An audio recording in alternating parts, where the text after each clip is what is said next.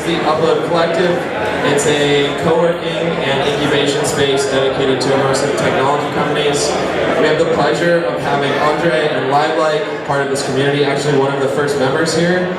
So very, very lucky to have companies like this representing and helping us host events like this. And what's really amazing is for us, we actually started Upload VR with the mission to bring virtual reality education to the masses because it's such an incredibly powerful tool. So to actually see this 2 years later is amazing, and I hope that what comes of this, I hope people get a chance to come in here and really get inspired by this stuff. And actually, quick show of hands, who has not tried VR in this room?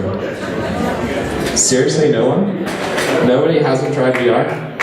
Wow, yeah, round of applause, seriously. This is like the 1%, 0.001%.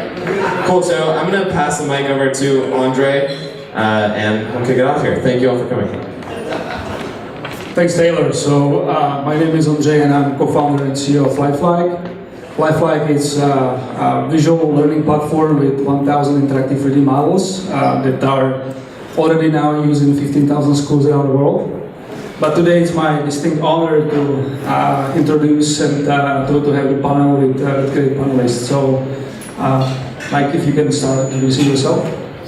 Thank you. I'm Mike Beaudoin from the AT&T Aspire Group, and I invest in education technology to help democratize education throughout the country. My name is Michael Carter, and I work with people who are trying to make learning better with technology.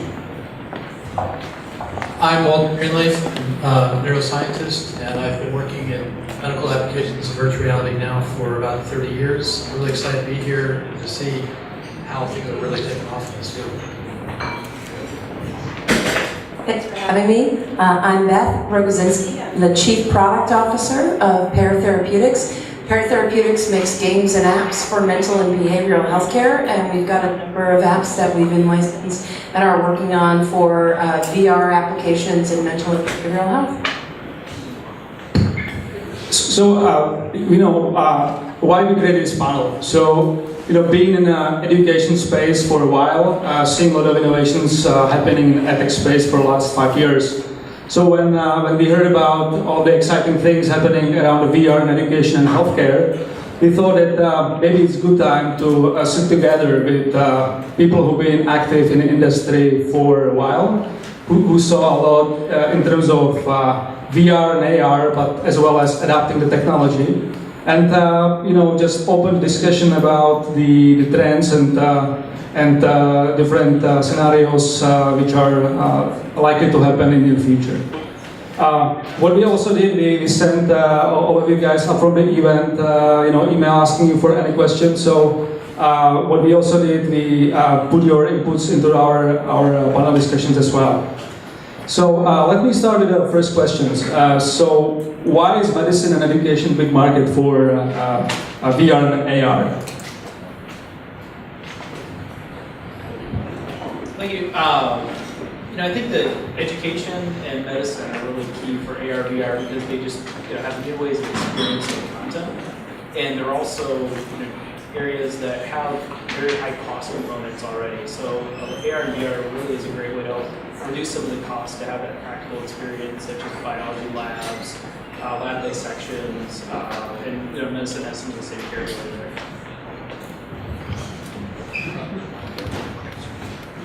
Well, education, because it's about engagement, and the more you're actually paying attention to what's happening,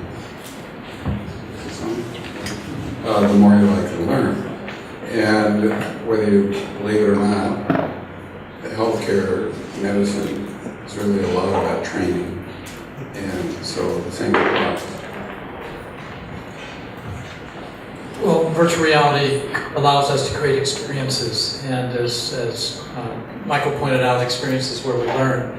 In medicine, I truly believe that medicine is going to be one of the biggest verticals for virtual reality for a variety of reasons, which we can go into when we get into detail. But same premise, that if you want something proper to medicine right now involve CNS and behavioral medicine. Let's try this one. And if you want to change someone's behavior, if you want to change someone's mood, if you want to change anything in the cognitive and behavioral health space, you need to be able to activate brain systems. And virtual reality in particular is very unique in that we can significantly give the experience and change behavior. So I think both of these markets are really incredible and going to be incredible drivers in VR because for a couple of reasons. You know, economically, they're two of the biggest markets in the U.S. and the world, and right. You know, as a GDP, we spend the GDP of the U.S. In the GDP of the U.S., we spend more money on education and healthcare than any other industries, right? So the other thing that both of these industries actually both have in common is that they're really based right now on kind of historical pedagogical approaches, right? You know, education is still Socratically based, with a sage on the stage, as opposed to experientially based. Medicine, we still talk about kind of practicing medicine and standards of care that are so unequally distributed across populations that AR and VR give us opportunities, one, to both address some of the biggest industries and financial markets in the world, and two, to be really disruptive within those markets. And I'll add one more thought. I think that because medicine is about to pivot to become more of a personalized point of care as opposed to the standard way of doing things, and because we're having a revolution with digital medicine, I think VR is really particularly poised to do that. I don't know if education's in a position to pivot yet or not, but maybe this can help catalyze that pivot. Education's behind on the data side. In other words, there are all these learning transactions that are now captured that teachers and principals and districts don't really know what to do with. And I don't think that's true of the medical industry. I think they're all over the data already. So that's a built-in delay. And when the average teacher understands the data they get back the way the average Zynga producer did, then we'll be caught up. And just one thought, listening to all of you very, very, very brilliant people, I was also thinking of experimentation. You can't really experiment with a classroom of children, or you can, but most parents don't like that. Or you can also, it's very hard to experiment in medicine. So I think AR, VR is really gaining new grounds for us to be able to experiment in real time, provide that data in real areas that are able to get back to teachers, students, doctors, medicine. Talking about innovation, so who do you think, guys, are the key drivers of innovation in VR and AR? I'd like to say going forward, hopefully it's everybody in this room. Content, I think, is really, really key for the next step. Historically, I think it's been the hardware manufacturers at this point. Yeah, at Apple, 35 years ago, they had a big poster that said software sells hardware. Well, content is really what's going to sell the technology, because the technology is going to move forward no matter what anybody does, but nobody's going to tolerate the technology unless they have a really good reason to, and that's what the content's about. I think there also needs to be another evolution to the technology, both in the short term and in the long term. And there also needs to be a change in our cultural acceptance. Right now, to put something up on your head isolates you. And it's not quite the same with AR, but it does distract you. So I think we need to work on some of the basic heuristics of how to merge these different degrees of immersion into our pedagogy and into our world. So there needs to be a cultural shift too. And then also technology is not quite there yet. It's sort of the 300 baud modem days. And I think we can see what's going to happen. We can see that web page slowly load, and we know one day we're going to be able to book an airline ticket. But we're not quite there yet. And I think there's a risk that people are going to throw their Google Cardboard against the wall and storm off in a huff, unless we come up with adapted technology while we wait for light field and other things to come through. I have to agree with what everybody has said. Content is king, and content will be the driving force. And so I imagine that we've got some of future innovators here in the room with us. I think that the hardware and equipment has come a long way, baby, and that's allowed us all to be here. Right, a $2 billion investment by Facebook has actually really kind of shaken the whole industry and gotten everybody really excited. That and the fact that we've got a Samsung headset, head-mounted displays that are going to be retailing at $30 is going to get us all a lot of distance out there. I think, the real driving force, though, is going to be the content and creating these experiences that take greatest advantage of the isolation and that VR allows, and that the in real world that the AR allows. So really, it's going to be, I was talking with Ondřej earlier. It's the proscenium arch, right? In filmmaking, the first films were all shot in the proscenium arch of the theater, and it took 30 years till we got to a jump cut. It took a good long while. We're going to go much faster than that, but we need to get to the jump cut.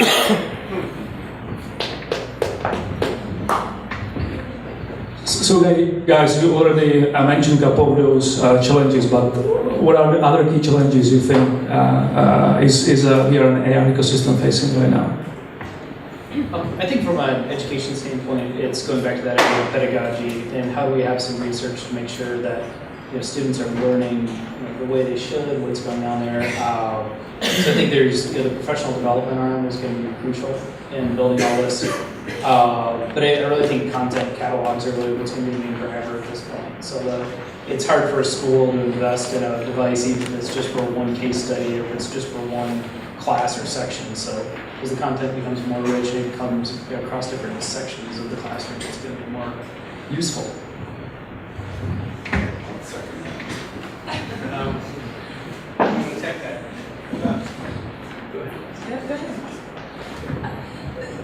I'm with you on the content again. I just can't say enough about what the driving force the content is going to be.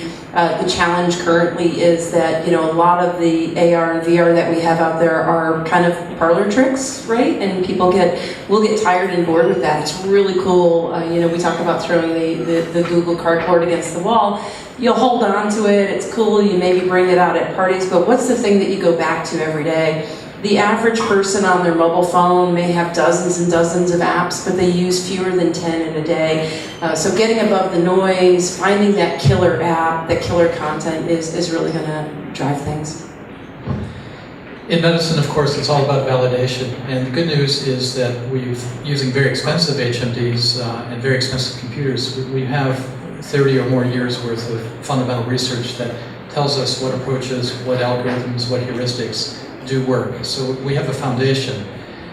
The threat is, I think, that there's a lot of people that because you can develop a medical application outside of the laboratory now and bring it to the consumer directly, there's a thin line between health and wellness and the apps that we can do there and clinical care. And I'm a little bit worried that people won't respect that line appropriately and that there'll be a lot of very powerful medical products out there that haven't gone through the proper validation, the proper regulatory process. And that may not cause much harm, but it will cause, I think, the clinical community to back away and be very circumspect about it. So I'm hoping there's a pathway to, as we take the lessons learned from the last 30 years, build clinical applications on top of it, that we can do it in such a way that we get buy-in from the clinicians and from the patients.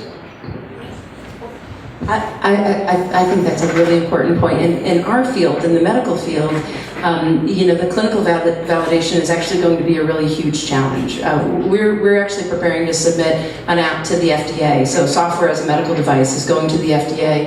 And people that don't do that, and we've got random clinical trials behind us. People that don't do that, docs don't know which apps to recommend, patients don't know which ones to use and to take, and there's a lot of confusion. And we've seen actually even just this year that the FTC has been fining digital game companies.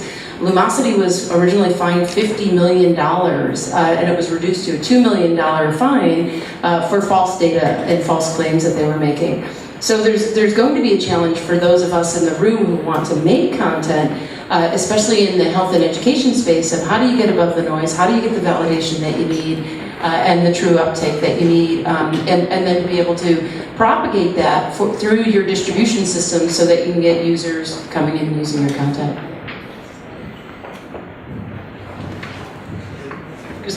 Actually, now you say it, David, education has a similar problem where we call them a lot of times digital distractions in the classroom. So when you have 30 eyeballs on you of students, and we'll pick on middle school students because they're going to be the most obnoxious when that piece breaks, it's very stressful on the teacher. So these things need to also be fairly seamless, and same thing when that digital distraction happens, it's going to cause the teacher to pull back and wait for the technology to mature. So as we're putting things out there, we need to kind of keep that in mind.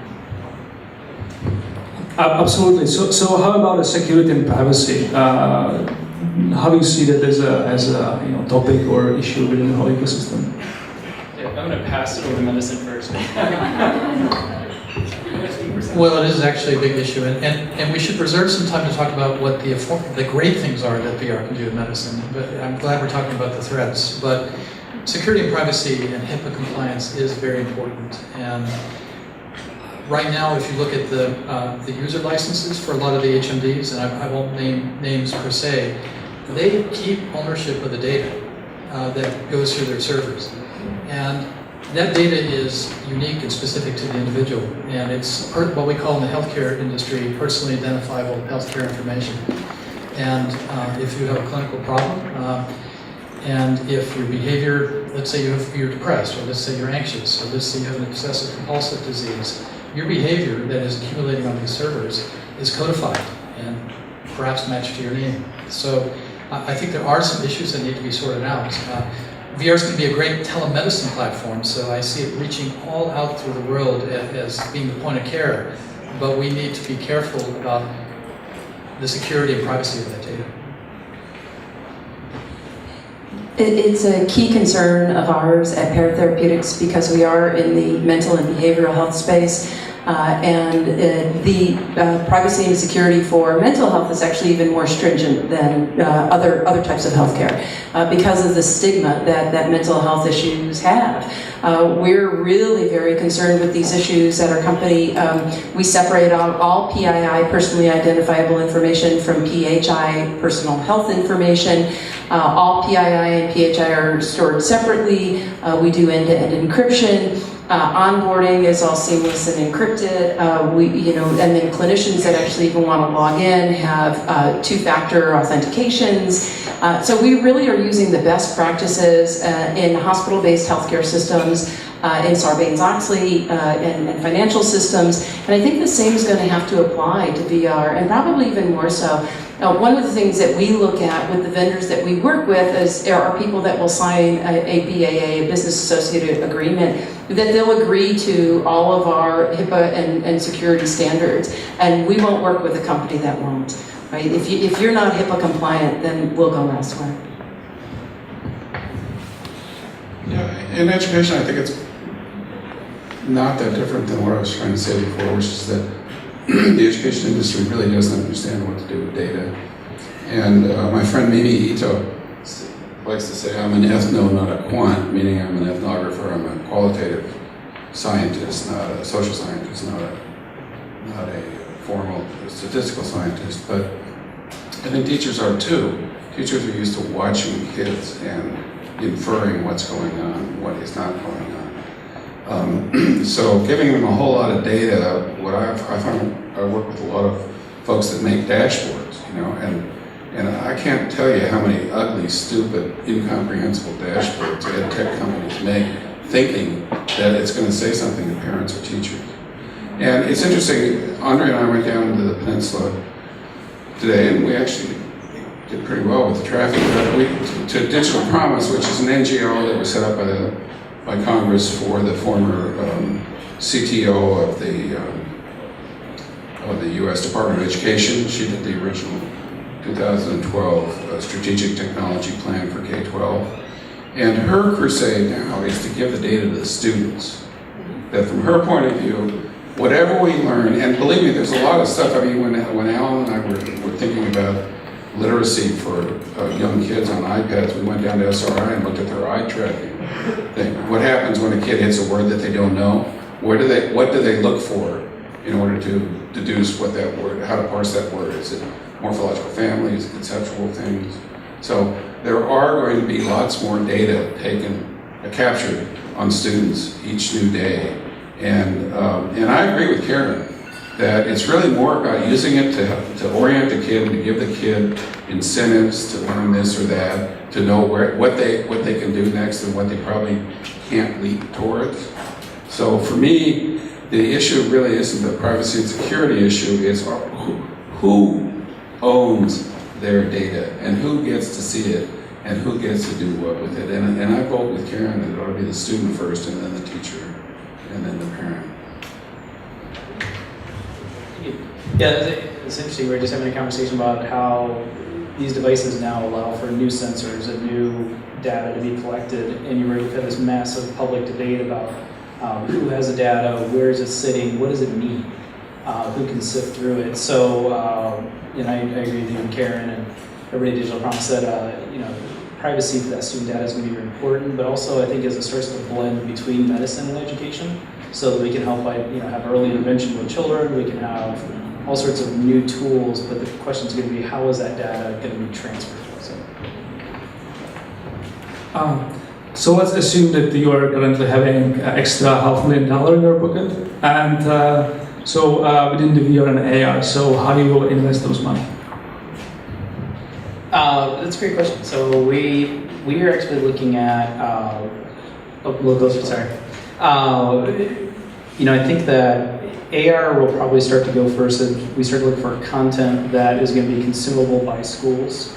And then the more high-end systems, probably more towards vocational programs, more specialized programs that can offset the initial expense. As the expenses start to come down across the board, we'll start to see it, just more ubiquitously used. But I think, as we were talking about the earlier comments about the content catalogs, would be really key. So how will schools justify the device and spread the costs of licensing in the physical device across multiple disciplines?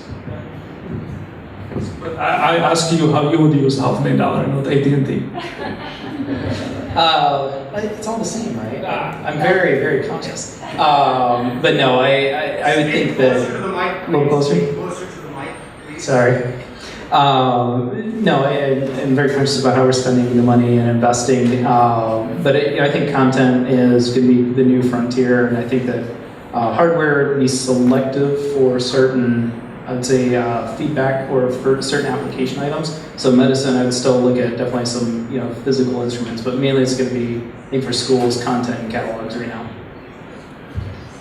Yeah, I have a friend, Katie Provincial, who works for Presence Learning, which is a company that provides online speech therapy.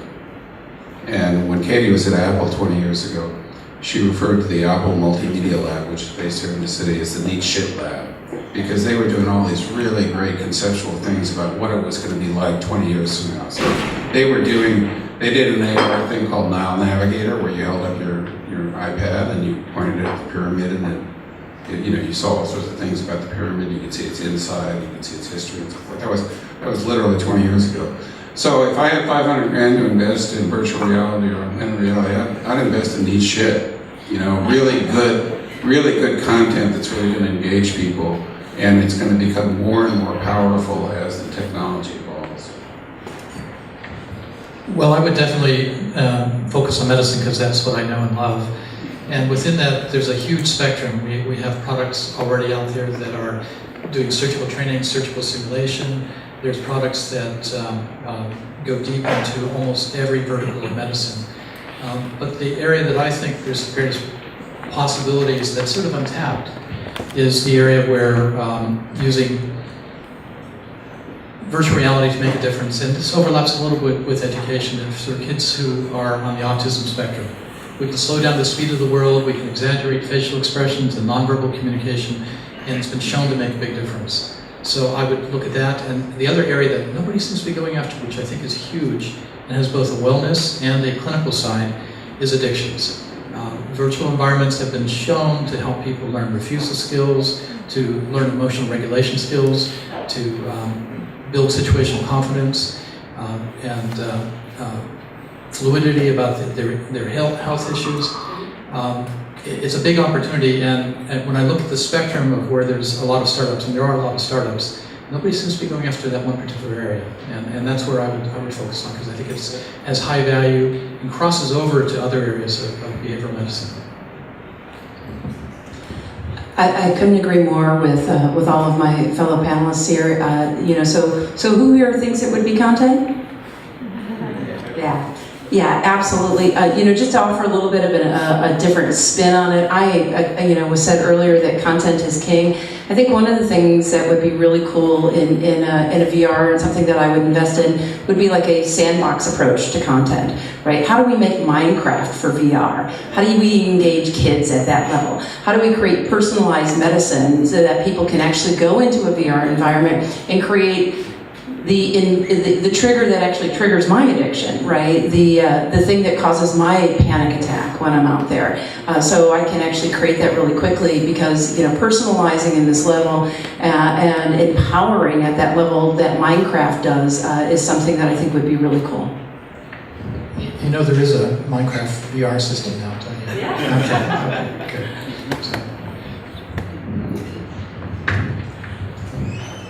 So for a couple of next questions, I want to have like a little bit separate tracks. The first one will go more into the healthcare, the second into the education.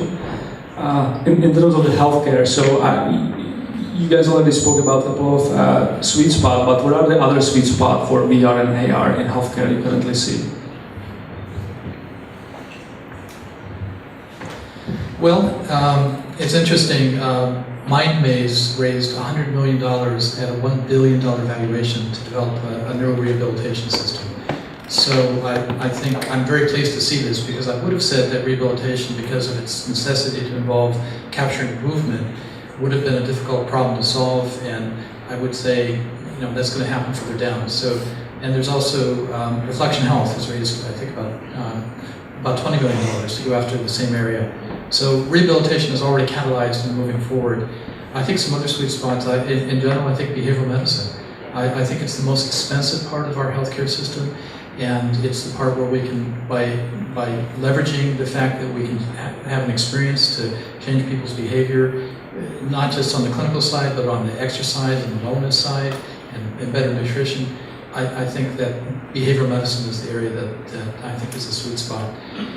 And healthcare, even though it's a huge market, is also in a crisis, especially with an aging population. So I think any aspect of healthcare using VR that addresses the needs of the aging population worldwide, and chronic disease management, because those are the areas that is so expensive, and it's going to bankrupt our country and other countries in about 10 or 15 years, especially when it comes to neurodegenerative disease, if we don't come up with solutions. So I think there's a great opportunity because of the way the technology maps to the problem, but there's also an acute need. Yeah, I agree completely too. So absolutely, at Pear Therapeutics, we're focused on mental and behavioral health. We have 14 patents that cover drug software combinations around mental and behavioral health. So it really is our primary focus. I would just augment what Walter was saying with the focus on mental health and any aspect of health that takes advantage of the neuroplasticity, right? Behavioral health does this, biofeedback systems would do this, but 1 in 4 adults between the ages of 18 and 70 will suffer from either debilitating depression or anxiety disorders in his or her lifetime. That's 25% of the US population that will experience this. These are people that are unserved or underserved, let alone a standard of care that goes out there. Mental and behavioral health issues are often comorbid or predecessors to other types of health issues like obesity and diabetes, COPD, addiction disorders, and the like. So we really see, AR and VR having a great opportunity to address really this unmet need of mental and behavioral health.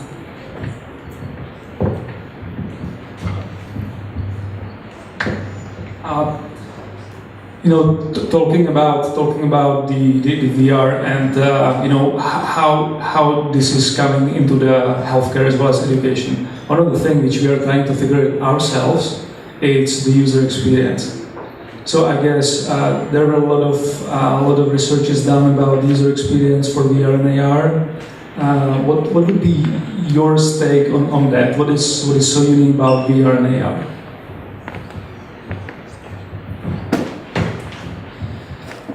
The fact that you can put yourself in someone else's shoes, that you can have a first person or a third person point of view, the fact that you can slow down and speed up the speed of the world, the fact that it becomes an experience, and again in medicine we can leverage the fact that by activating the novelty and the other reward systems in our brain, we can reinforce behavior. I think what's really unique is that it's a powerful tool to create a variety of experiences that are memorable and change. And that's a very powerful tool that we really haven't had. You know, you can read something, you can watch something on TV, you can talk to someone about something. There's a whole different spectrum of engagement, but nothing compares to the level of engagement, including social, that we can do in a virtual environment, because we have so many tricks up our sleeves to engage the user. But we have to remember that it is a user experience, and we have to keep in mind, you know, how do we bring in social interactions in a way that isn't robotic? How do we leverage the power of the environment? And we haven't figured this all out. You know, people are still as pointed out, looking at the Cartesian plane or the 3-act sequence of telling a story. Now we can look at a story from any point of view, any time. How do we change how we convey information to the user when the heuristics of how we're used to looking at information have completely changed? I agree. I mentioned earlier about, the jump cut, and what VR brings us is the opportunity to see the world from Goldenkrantz and Guildenstern, right? That we from a transmedia perspective, we can cut the story in any angle and see it from that view. I think there's two other things that I would say about it that bring huge power, and humbled to say this in front of a PhD neuroscientist who works with me at Pear, but also has run the Center on Longevity at Stanford. But VR and AR, like gaming systems, but even more so, offer short-term rewards and feedback to people that they're not getting in real world, right? So if you choose the carrot over the cookie, that's a long-term reward system. The cookie actually has its own rewards, right? It's sugar and fat. It feels good. It tastes good. And we can use these systems to provide the kind of feedback that actually release endorphins and dopamine into the brain, and this kind of fast feedback system. I think the other thing that Walter kind of alluded to is that we've got these mirror neurons, right? I can imagine shooting a basket from a three-point line, and then I'm going to hit it again and again. And what research has shown is that this actually improves my game, right? Imagine, though, that I'm in this immersive world where I'm shooting this again and again, or practicing saying no to taking drugs, or calming myself down from an anxiety attack. When I'm out in the real world, this is actually going to stick with me a whole lot more. So if we are today talking about VR, so in mind of most of us, we are thinking about some kind of like the glasses. But what do you guys see exciting in terms of the hand controllers happening right now? A big part of immersion is the kinesthetic aspect and proprioceptive aspect of having your hands and your legs and your body in virtual environments. And there's actually, what breaks immersion is when there's a disconnect between your vestibular system and what you're seeing. So as we get better at putting our hands and our fingers and our body into virtual environments, we'll get better engagement, better involvement. But we're not quite there yet.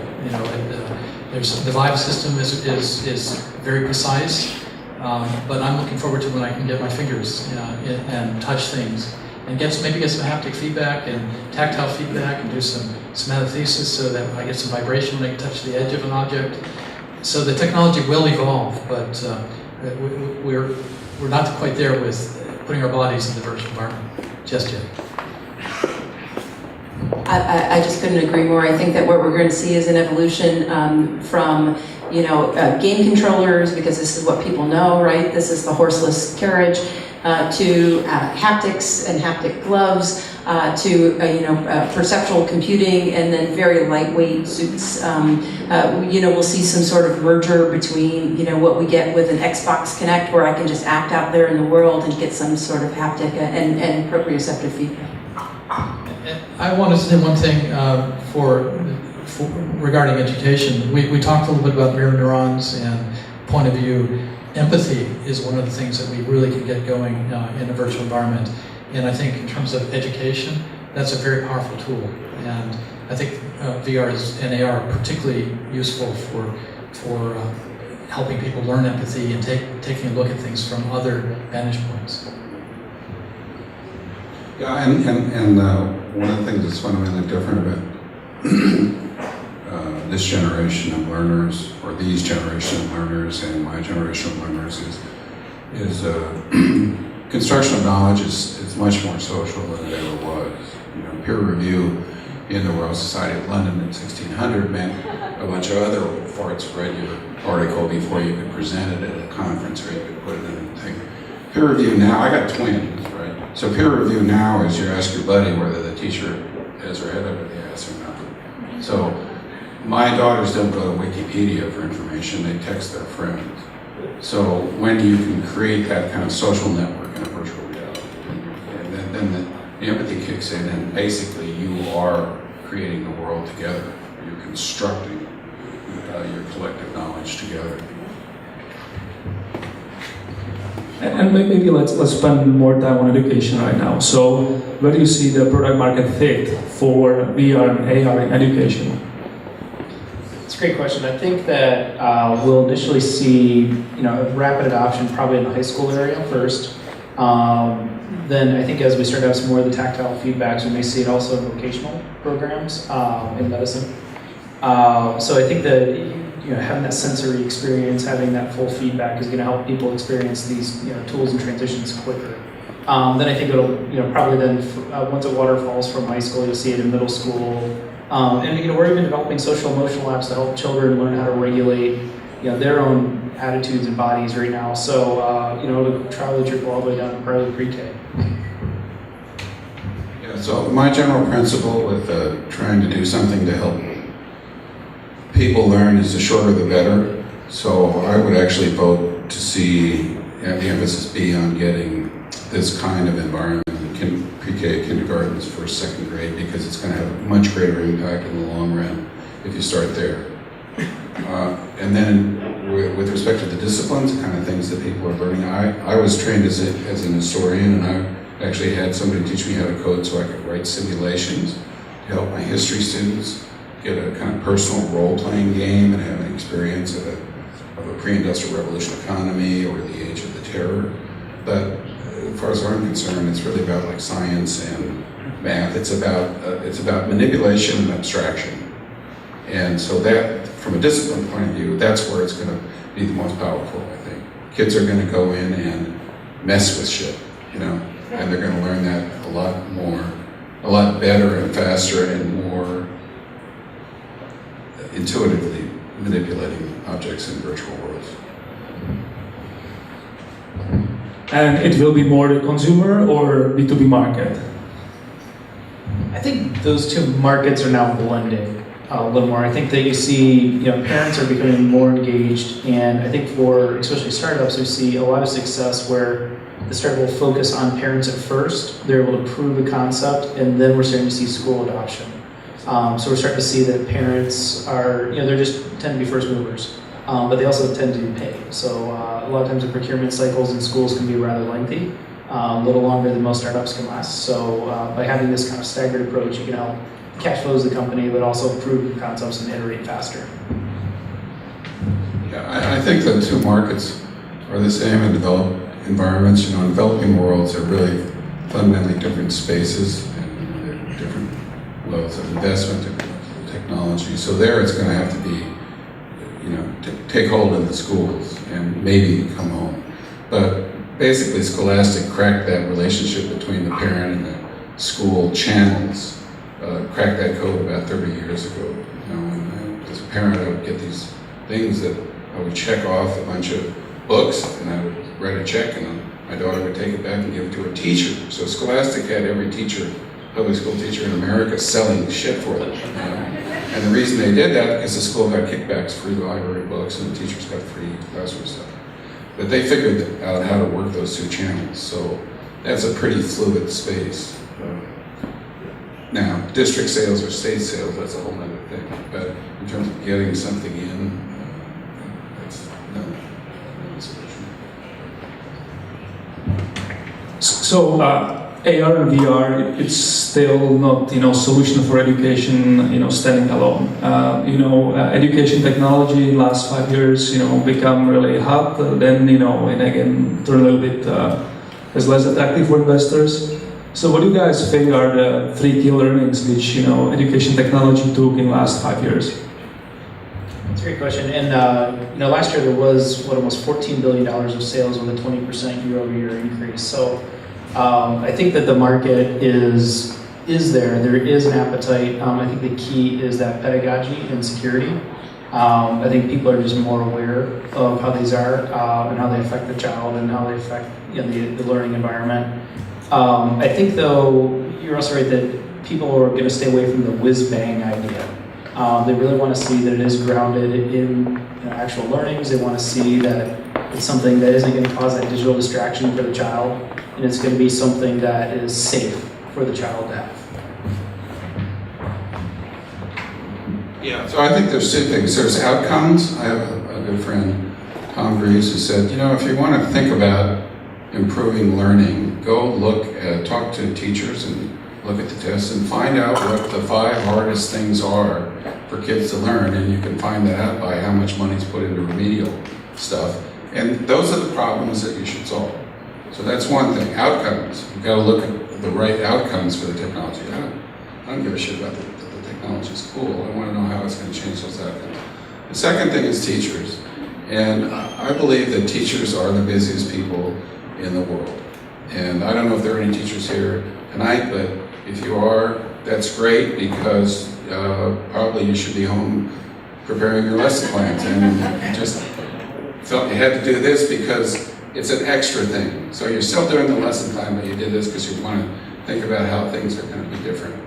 So I really believe that any technology is going to be adopted in schools in the United States, if and only if it either saves a teacher time because she doesn't have to do something that she doesn't really want to do, and it takes a lot of time. So grading is one of those things, And the only other reason why a teacher is going to adopt a new thing is that it lets her do something that she's always wanted to do, but she didn't really have a way to do that.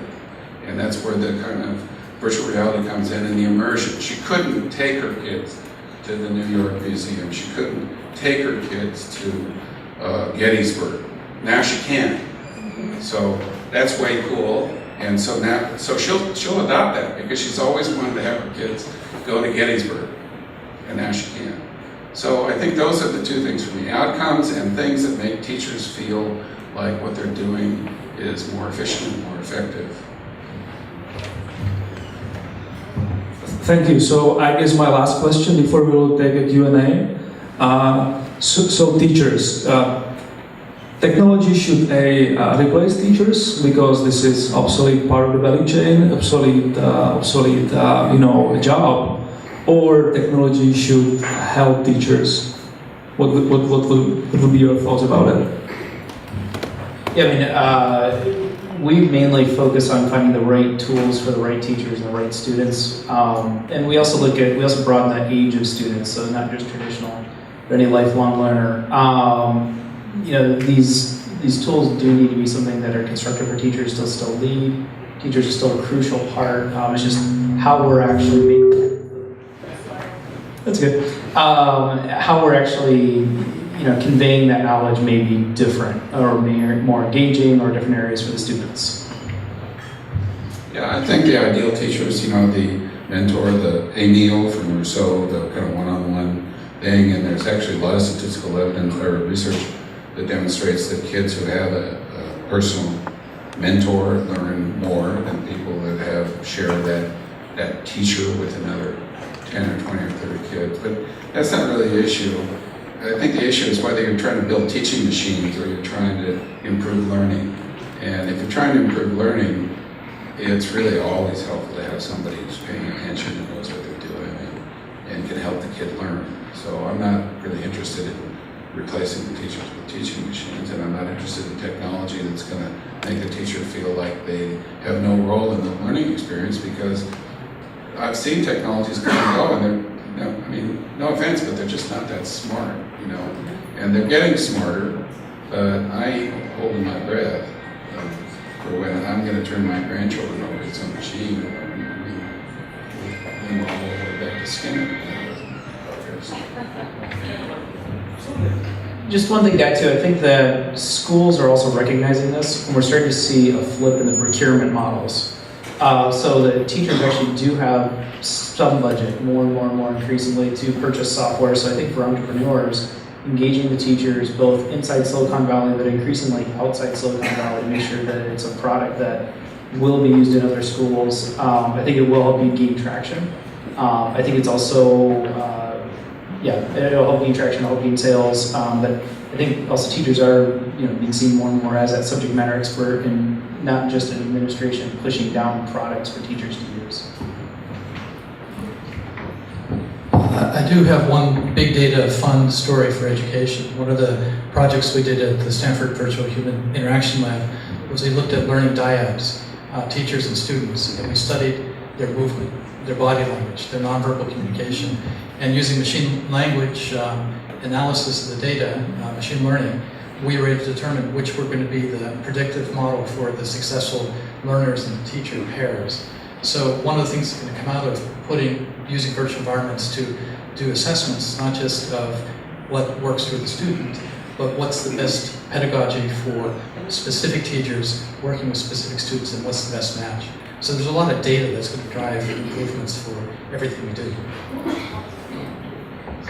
And I just want to address the same issue in medicine. So we are not looking to disintermediate any clinicians, physicians, therapists, and I imagine the same as the same for teachers, right? We've got these teachers that are addressing 30 plus kids at times, and they're just overwhelmed. We see this as adjunctive to what they're already doing.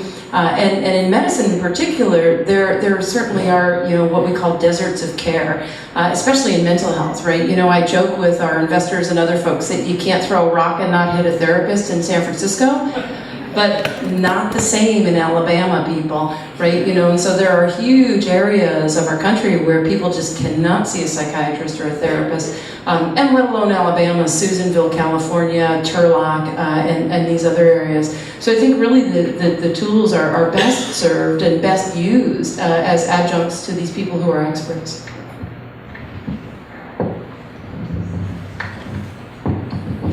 Thank you guys so much. So before we will take the questions from the audience, so two short announcements on our side. So we are starting a meetup group about VR and AR in healthcare and education. So if there will be questions we are not able to answer today, just tweet using the LifeLiQe, and what we will be doing, we'll be shooting the short interviews in next month with all of our panelists, and we will absolutely include your questions as well.